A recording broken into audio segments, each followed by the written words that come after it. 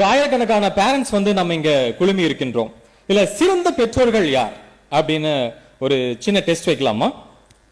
ஒரு 5 நிமிடத்துல அந்த டெஸ்ட்டை முடிச்சிடலாம். அது கிஃப்டும் கூட முடிஞ்சா சுரேஷ் தம்பி கொடுக்கட்டும், இல்ல நான் கூட கொடுத்துடலாம். ஒரு 7 கேள்வி கேட்கிறேன். அந்த 7 கேள்விக்கு உண்மையாலுமே அந்த 7 குவாலிட்டி, அந்த 7 குணநலங்கள் என்னிடம் இருக்கின்றது என்று எந்த தாய்மாராவது எந்த ஒரு தகப்பனாவது சொன்னீங்க அப்படின்னா நிச்சயமா இந்த மேடையில உங்களுக்கு அந்த பரிசை வந்து நான் கொடுக்கின்றேன். ஏன்னா நானும் அந்த பரீட்சையில கலந்துக்கிறேன். ஏன்னா நானும் ஒரு குழந்தைக்கு ஒரு அப்பாவாக இருக்கின்றேன். முதல் குவாலிட்டி என்ன அப்படின்னு பாத்தீங்கன்னா, ஃபர்ஸ்ட் பிரைமரி எஜுகேட்டர். அதாவது உங்களுடைய குழந்தைக்கு நீங்க ஒரு நல்ல முதல்நிலை ஆசானாக இருக்கின்றீர்களா? உங்களுடைய குழந்தைக்கு உங்களுடைய வீட்டிலே கற்றுத்தரக்கூடிய ஆசான்களாக இருக்கின்றீர்களா? அதாவது கற்றுத்தரனா பிசிக்ஸ், கெமிஸ்ட்ரி, பயாலஜி கற்றுத்தரது இல்லை. அடிப்படையான திறமைகளை, ஃபண்டமெண்டல் ஸ்கில்ஸ், அதை கற்றுத்தரக்கூடிய ஒரு பேரண்டாக நீங்க இருக்கின்றீர்களா? சார் எனக்கு அதுக்கெல்லாம் டைம் இல்லை, நான் ரொம்ப பிஸியா இருக்கேன், பிசினஸ் பார்க்க நேரம் இல்லை, யூனிஃபார்ம் சர்வீஸ்ல இருக்கேன், எனக்கு டைமே இல்லை. அதனால இந்த மாதிரி கேசிடி மாதிரி ஒரு பெரிய ஸ்கூல்ல சேர்த்து விட்டு நாங்க பணம் கட்டிட்டா ஆசிரியர்கள் வந்து பாத்துக்குவாங்க. அந்த மாதிரி பொறுப்புகளை நீங்கள் எடுத்துக்கொள்கின்றீர்களா? இல்லை மொத்த பொறுப்புகளையும் இது போன்ற ஆசிரியர்கள் மேல் சுமத்தக்கூடிய பெற்றோர்களாக இருக்கின்றீர்களா? மொத்த பொறுப்புகளையும் இது போன்ற ஆசிரியர்கள் மேல் சுமத்தக்கூடிய பெற்றோர்களாக நீங்கள் இருப்பீர்களே ஆனால் உங்களுக்காக ஒரு சிறிய உண்மை சம்பவத்தை சொல்கின்றேன். 2 வருஷத்துக்கு முன்னாடி எனக்கு ஒரு கால் வந்துச்சு. தாளவாடி ஃபாரஸ்ட் நடுக்காட்டுக்குள்ள ஒரு 4 வயசு யானை உயிருக்கு போராடிட்டு இருக்கு. 2 மணி நேரத்தில் ட்ரீட்மெண்ட் கொடுத்தா அந்த யானையினுடைய உயிரை நாம் காப்பாற்றலாம் அப்படின்னு சொன்னாங்க. உடனே என்னுடைய வெட்டரி டாக்டர் வந்து பவானி சார் இருந்தாரு. அவர் மலையேறி வரக்கே 1.5 மணி நேரம் ஆயிரும். பட் அவர் வரக்குள்ள போன்ல கைடன்ஸ் கேட்கிறோம், என்ன சார் பண்ணணும், ஃபர்ஸ்ட் எய்ட் என்ன பேசணும், என்ன பண்ணணும் அப்படின்னு டாக்டர்கிட்ட கேட்கிறோம். டாக்டர் சொல்றாங்க, தாளவாடி போங்க, மெடிக்கல் ஸ்டோர் ஒரு கிளவுஸ் வாங்கிக்கங்க. கிளவுஸ் வாங்கிட்டு அந்த யானையினுடைய ஆசன வாயு வழியாக உள்ளே வந்து நீங்க கையை விட்டு அந்த சாணத்தை வந்து வெளியெடுங்க. வெளியெடுத்தீங்கன்னா அந்த மூச்சு திணறல வந்து நின்றோம். தண்ணி வந்து மேல ஊத்திட்டே இருங்க, நிழல் கொடுங்க, அதுக்குள்ள நான் வந்துடுறேன், யானையை காப்பாத்திரலாம் அப்படின்னு சொன்னார். அதே போல நாங்க செஞ்சோம். மூச்சு வந்துச்சு யானைக்கு. 2 மணி நேரத்தில் டாக்டர் வந்துட்டார். வந்தோடனே இந்த மெடிசன்ஸ் வந்து யானைக்கு கொடுக்க ஆரம்பிச்சோன்னே யானையுடைய துதிக்கை அடிச்சு, யானையுடைய காலை அடிச்சு, யானையுடைய காலை அடிச்சு எந்திரிச்சு நிக்க ட்ரை பண்ணிச்சு. அதனால முடியல. அப்ப அந்த ஊனாங்கொடியில எடுத்து அந்த யானையை கட்டி நாங்க வந்து எடுத்து நிக்க முயற்சி செய்யறோம். அந்த சம்பவத்துல என்னை சுத்தி ஒரு 50 பேர் இருக்கிறாங்க. நினைச்சு பாருங்க, நானு டாக்டர், என்னை சுத்தி 50 பேர் இருக்கிறாங்க. எந்திரிச்சு நின்ற யானை நம்மளுக்கு ஒரு தேங்க்ஸ் சொல்லிட்டு டாடா பாய் பாய் சொல்லுன்னு பார்த்தா அங்க என்ன நடந்துச்சு தெரியுங்களா? அது துரத்துல ஒலிம்பிக்ல உசைன் போல்ட் கூட அப்படி ஓடி இருக்க மாட்டேன். அந்த மாதிரி நாங்கெல்லாம் ஓடணும். நான் ஒரு பக்கம் பிச்சுட்டு ஓடுறேன், டாக்டர் ஒரு பக்கம் பிச்சுட்டு ஓடுறாரு. என் கூட வந்து பாடி கார்டா இருந்த பசங்க எல்லாம் எங்க போனாங்கன்னே தெரியல. நான் ஒரு புதர்ல போய் ஒளிஞ்சிட்டு இருக்கிறேன். பக்கத்துல 2 பசங்க கேட்கறாங்க, ரேஞ்சர் இருக்காரா இல்ல போயிட்டாரா அப்படின்னு சொல்லிட்டு.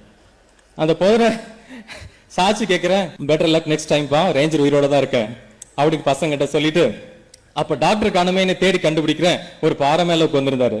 டாக்டர் சமாளிக்கணுமே, என்ன பண்றதுன்னு தெரியல. டாக்டர்கிட்ட போயிட்டு, டாக்டர் சாயந்தர நேரத்துல ஒரு நல்ல ஒரு வார்ம் அப் இருந்துச்சு இல்லைங்களா, நல்லா ஓடும் இல்லையா? பவானி சேகர்ல உயிரோட இருந்த என்ன தாளாவாடி கொண்டு வந்து சமாதி ஆக்கி இருப்பீங்களாடா, இது உங்களை நம்பி அந்த நேரம் சொல்லி நான் திட்டிட்டு 2 பேரும் வாக் பண்ணி நடந்து போறது கேட்டேன். என்ன காரணம் சார், ஏன் இந்த யானை வந்து 4 வயசுலயே சாகக்கூடிய அளவுக்கு போயிடுச்சு அப்படின்னு கேட்டபோது டாக்டர் சொல்லியிருந்தாரு, ஒரு யானை தன் தாயோடு இருக்கின்ற பொழுது அந்த தாய் வந்து எந்த மாதிரி மரப்பட்டைகளை சாப்பிடணும், எந்த மாதிரி மரப்பட்டைகளை சாப்பிட்டா குடல்ல புழுக்கள் உருவாகாதுன்னு சொல்லி கொடுப்பாள். இந்த 4 வயது யானை வந்து தாயை விட்டு பிரிந்து வந்துருச்சு. அதனால எந்த மூலிகை மரங்களை சாப்பிடணும்னு தெரியல.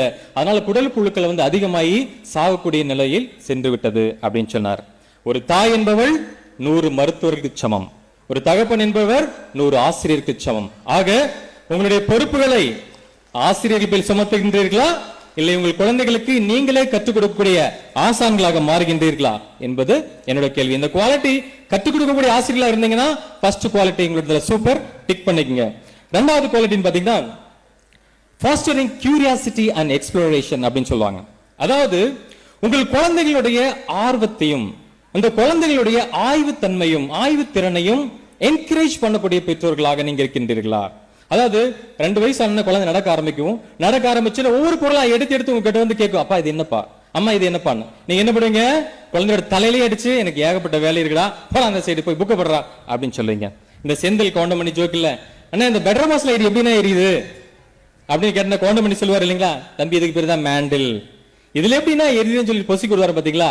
அந்த மாதிரி நீங்க உங்கள் குழந்தைகள் ஆர்வத்தோடு வருகின்ற பொழுது அதை கற்றுக் கொடுக்கக்கூடிய பெற்றோர்களாக இருக்கின்றீர்களா, இல்லை ஆர்வ கோளாறு மாதிரி இருக்காதடா அப்படின்னு சொல்லி உங்க குழந்தைகளை ஒதுக்கி மட்டம் தட்டக்கூடிய குழந்தைகளாக இருக்கின்றீர்களா என்பதை நீங்கள் தெரிந்து கொள்ளுங்கள். அப்படி குழந்தைகள் சந்தேகம் கேட்கிற போதெல்லாம் எந்த தகப்பனும் எந்த தாயும் கற்றுக் கொடுக்கிறார்களோ, தன்னுடைய பணியை ஒதுக்கிவிட்டு அதன் சந்தேகத்தை தீர்க்கின்றார்களோ, அவர்கள் எல்லாம் உண்மையிலுமே ஒரு சிறந்த தாய்மார்கள். இந்த குவாலிட்டி உங்களிடத்தில் இருந்துச்சுன்னா செகண்ட் குவாலிட்டி சூப்பர். ரெண்டாவது குவாலிட்டியை டிக் பண்ணிக்கங்க. மூணாவது குவாலிட்டி பாத்தீங்கன்னா டீச்சிங் டிசிப்ளின் அண்ட் எத்திக்ஸ். உங்களுடைய குழந்தைகளுக்கு ஒழுக்கத்தை கற்றுத்தரக்கூடிய, எத்திக்ஸ் என்றால் என்ன, வாழ்வின் நெறிமுறைகளை கற்றுத்தரக்கூடிய பெற்றோர்களாக இருக்கின்றீர்களா? எங்க சார், நான் செல்போன் யூஸ் பண்றதே என்னால் கண்ட்ரோல் பண்ண முடியல, என் பையன் செல்போன் யூஸ் பண்றது எப்படி என்னால் கண்ட்ரோல் பண்ண முடியும்? அந்த காலத்துல எல்லாம் தாய்மார்கள் நிலாச்சோறு ஓட்டிட்டு இருந்தாங்க, இப்பெல்லாம் என்ன சோறு ஊட்டுறங்க, மொபைல் சோறு தான் ஊட்டுறங்க. என் பையன் மொபைல் பார்க்காம சாப்பாடு சாப்பிட மாட்டேங்கிறான். அந்த மாதிரி குழந்தைகளுடைய ஒழுக்கத்தை நாம் எடுக்கக்கூடிய, அதை கண்ட்ரோல் பண்ணக்கூடிய நிலையில நாம இல்லாத ஒரு சூழ்நிலை நம்மிடத்திலே வருகின்றது. ஹைனாஸ் கேள்விப்பட்டிருப்பீங்க, அதாவது கழுதை புலி. நம்முடைய தாளவாடி ஏரியால கொஞ்சம் இருக்கு, பவானிசாகர் ஏரியால நிறைய இருக்கு. அந்த கழுதை புலிகளை பாத்தீங்கன்னா ஒரு பெண் கழுதை புலி அந்த குடும்பத்திலே அந்த பெண் கழுதை புலி தான் வழி நடத்தும். வலிமை குறைந்த ஒரு பெண் கழுதை புலியை இருக்கக்கூடிய பவரை விட வலிமை மிகுந்த ஒரு ஆண் கழுதை புலியினுடைய பவர் அங்க குறைஞ்சுதான் இருக்கும். ஓப்பனா சொல்ல போனா பெண்கள் தான் அங்க டாமினேட் பண்ணுவாங்க கழுதை புலிகளை. அவங்களுக்கு ஒரு பழக்கம் இருக்கு, ஒரு இரையை அடிக்கின்ற பொழுது, ஒரு உணவு கிடைக்கின்ற பொழுது யாருமே அதை சாப்பிட மாட்டாங்க. அந்த குடும்பத்தில் இருக்கக்கூடிய அந்த பெண் கழுதை புலி, டாமினேட்டிங் கழுதை புலி தான் முதல்ல அந்த இறை சாப்பிட ஆரம்பிக்கும். அதை சாப்பிட்ட உடனே தான் மற்ற கழுதை புலிகள் எல்லாமே சாப்பிடுவாங்க. இதுதான் ஒரு டிசிப்ளின். இந்த ஒழுக்கம் மனிதர்களாக நம்மிடத்தில் எத்தனை பேர்கிட்ட இருக்கு? நம்ம குழந்தைகளுக்கு அதை சொல்லிக் கொடுக்கிறோமா? அந்த ஒழுக்கத்தை சொல்லிக் கொடுக்கிறோமா? அப்படி கற்றுக் கொடுத்து வளர்க்கிறீர்கள் என்றால், என் குழந்தைக்கு நான் டிசிப்ளின் சொல்லிக் கொடுத்து வளர்க்கிறேன் சார், என் குழந்தைகளுக்கு எத்திக்ஸ் நல்லது எது கெட்டதுன்னு சொல்லி வளர்க்கணும்னா மூணாவது குவாலிட்டி மிக அருமை. நான்காவது குவாலிட்டி எமோஷனல் சப்போர்ட்டர்ஸ். உங்க குழந்தைகளுக்கு உணர்வு பூர்வமான ஆதரவாளர்களாக நீங்கள் இருக்கின்றீர்களா? உங்க குழந்தை அழும்போது நீங்க கூட அழுகிறீங்களா? இல்ல அழுகினால் பரவாயில்ல, அந்த அழுகுக்கு காரணம் என்ன என்பதை தெரிந்து கொண்டு அந்த அழுகையை குறைக்க முயற்சி செய்கின்றீர்களா? இல்ல உங்க குழந்தைக்கு கோபம் வரும், உங்க குழந்தை கோபப்படுற போது அந்த கோபத்துக்கு மேல நீங்க அதிகமா கோபப்பட்டு அந்த குழந்தையை அடக்க முயல்கின்றீர்களா? அந்த கோபத்துக்கு காரணம் என்னன்னு நினைக்கின்றீர்களா? 8ஆம் வகுப்பு படிக்கிறதுக்கு மேல உங்க குழந்தைகளுக்கு காதல் வரும், அந்த காதல் வரும்போது ஒரு வில்லன் மாதிரி செயல்படுறீங்களா? அந்த காதல் இந்த வயசுல தேவையில்லை என்பதை ஒரு நண்பன் போல சொல்லி அதை நீங்க கடந்து செல்கின்றீர்களா? இதெல்லாம் முக்கியம். உங்கள் குழந்தைகளுக்கு வரக்கூடிய அனைத்து ஃபீலிங்ஸுமே உங்களுக்கு தெரிந்து அதை நீங்கள் கட்டுப்படுத்த முயற்சி செய்தீர்களே ஆனால் நீங்கள் ஒரு மிகச்சிறந்த ஒரு பெற்றோர்கள். அந்த குவாலிட்டி உங்ககிட்ட இருந்துச்சுன்னா மிகச்சிறந்த பெற்றோர்கள் என்று. 4வது கேரக்டர். 5வது கேரக்டர் பாத்தீங்கன்னா சோசியல் ரெஸ்பான்சிபிலிட்டி. அதாவது உங்கள் குழந்தைக்கு சமூக அக்கறை கொண்ட குழந்தைகளாக வளர்க்க நீங்க முயற்சி செய்கின்றீர்களா? பாத்துங்க, அதாவது நான் காட்டுல போற போது நார்மலா புலி இருக்கிறது எங்களுக்கு தெரியாது, மான்கள் மேய்ஞ்சிட்டு இருக்கோம். அப்ப புலி எங்கிருந்து வருதுன்னு எங்களுக்கு தெரியாது. அப்ப அந்த மானை பிடிக்க அந்த புலி வருகின்ற பொழுது அந்த மான்களுக்கு புலி வருவதை சொல்லிக் கொடுப்பது பாத்தீங்கன்னா மரத்தில் இருக்கக்கூடிய குரங்குகள். அதுக்கு பேர் அலார்ம்ஸ் கால்ஸ் சொல்லுவாங்க.